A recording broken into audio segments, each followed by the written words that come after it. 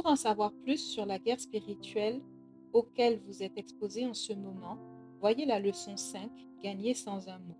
Car mon peuple est détruit parce qu'il lui manque la connaissance. Puisque tu as rejeté la connaissance. Osée 4, verset 6. Les dirigeants devaient aussi combattre contre la peur de ceux qu'ils dirigeaient. Lorsqu'ils commencent à apprendre peur, vous devez être spirituellement fort pour encourager vos enfants ou les chrétiens plus faibles que vous guidez. Je regardai et m'étant levé, je dis aux grands, aux magistrats et au reste du peuple, ne les craignez pas. Souvenez-vous du Seigneur grand et redoutable et combattez pour vos frères, pour vos fils et vos filles, pour vos femmes et pour vos maisons. Néhémie 4, verset 14. Finalement, l'ennemi a vu que c'était Dieu qui combattait aux côtés d'Israël. Notre ennemi et tous ceux qui travaillent pour lui verront aussi le Seigneur, si nous n'avons pas à lutter contre la chair et le sang, mais contre les dominations, contre les autorités, contre les princes de ce monde de ténèbres, contre les esprits méchants dans les lieux célestes. Éphésiens 6, verset 12. Je te conseillerai avec mes yeux.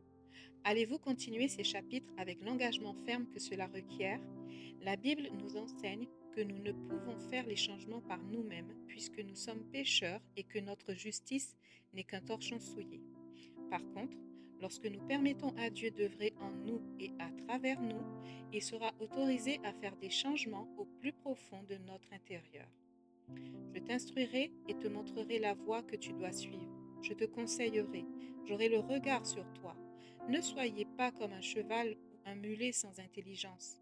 On les bride avec un frein et un mors, dont on les pare, afin qu'ils ne s'approchent point de toi. Psaume 32, 8 à 9. Selon ses plans, le Seigneur vient à nous exactement à la bonne période selon nos besoins. Il nous permet d'arriver au point culminant de notre vie, à travers diverses épreuves, parce qu'il veut que nous dépendions de lui. C'est dans les moments de détresse que nous le rechercherons et qu'il nous laisse le trouver. Ce n'est qu'au moment où nous sommes brisés que les changements définitifs peuvent être accomplis. Nous pouvons le louer en toutes choses, car nous avons l'assurance que toutes choses concourent au bien de ceux qui aiment Dieu, de ceux qui sont appelés selon son dessein. Romains 8, verset 28. Nous voyons en Romains que nos objectifs doivent être en accord avec ses plans. Alors quel est son plan pour notre vie? La plupart d'entre nous sont familières avec Romains 8, 28. Mais pour vraiment comprendre son plan, nous devons continuer la lecture un peu plus loin.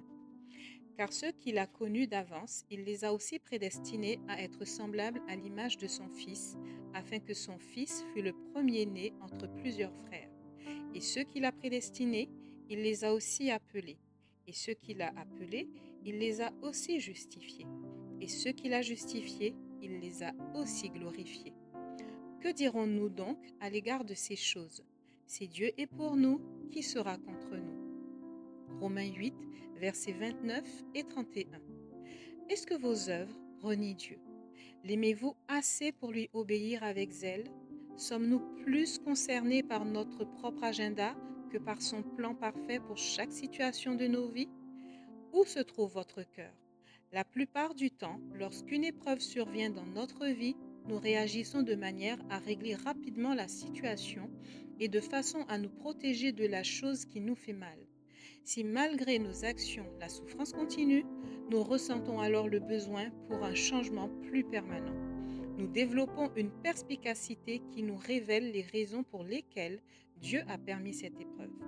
Cela pourrait être pour notre salut ou pour le salut d'un être cher, mais plus certainement pour notre sanctification et afin que nos œuvres cessent de renier Dieu comme notre Sauveur.